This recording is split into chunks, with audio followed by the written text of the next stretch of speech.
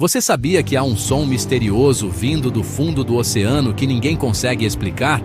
Chamado de bloop, esse som foi detectado em 1997 por sensores subaquáticos e é tão poderoso que pode ser ouvido por milhares de quilômetros. A estranha característica do bloop é que ele tem uma origem desconhecida, o que levou cientistas a teorias fascinantes sobre o que pode estar causando isso. Algumas hipóteses sugerem que o som poderia ser causado por movimentos geológicos, como terremotos submarinos ou a liberação de gases do fundo marinho.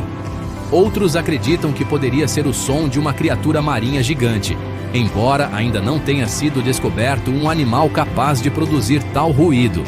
Outro mistério é que o bloop desapareceu repentinamente e nunca mais foi ouvido com a mesma intensidade, deixando muitos a questionar. Será que havia algo mais no fundo do oceano que nunca fomos capazes de descobrir?